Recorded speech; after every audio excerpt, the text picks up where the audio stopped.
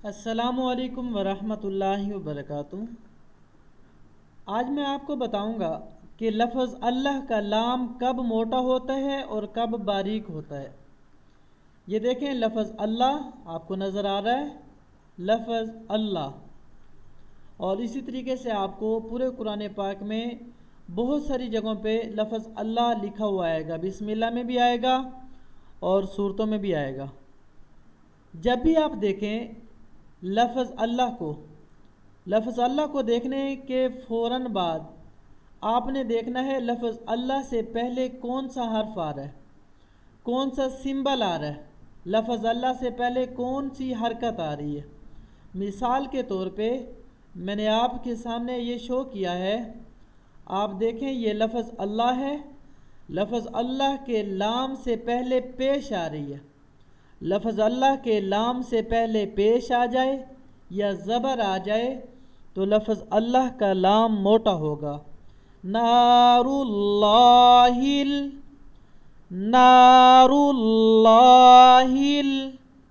جب بھی لفظ اللہ کے لام سے پہلے پیش آ جائے یا زبر آ جائے تو لفظ اللہ کا لام ہمیشہ موٹا ہوگا۔ نار اللہ۔ اگر میں یہاں پہ لکھتا ہوں، یہ دیکھیں اللہ، الف کے اوپر زبر، لفظ اللہ کے یہ دیکھیں لام ہے اور لام سے پہلے زبر آ گئی تو ہم نے اب اس کو لام کو موٹا کرنا ہے۔ ہم پڑھیں گے اللہ، اللہ، نار اللہ۔ Is that clear? اور اس کے بعد لفظ اللہ کی لام باریک کیسے ہوتی ہے، میں چھوٹی سی ایگزامپل دے کے اپنی بات کو مختصر کرتا ہوں۔ لفظ اللہ کے لام سے پہلے اگر آ جائے زیر تو آپ نے لام کو باریک پڑھنا ہے۔ لفظ اللہ ہے، لام سے پہلے زیر آ رہی ہے، ہم پڑھیں گے بسم اللہ، اور وہاں پر پڑھا تھا نار اللہ، یہاں پر بسم اللہ۔ بات سمجھ آ گئی؟ اس کی ایک اور مثال نیکسٹ پیجز پر ہے، 558 پر، 548 پر، یہ آ گئی مثال۔ اذا جاء نصر اللہ، لام کو ہم نے موٹا کیوں کیا؟ کیونکہ لفظ اللہ کے لام سے پہلے پیش آ گئی، اس وجہ سے ہم اس کو پڑھیں گے نصر اللہ، نصر اللہ۔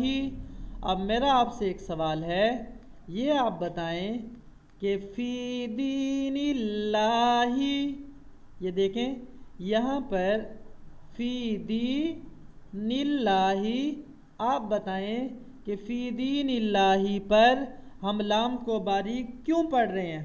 پلیز اس کا جواب دیں۔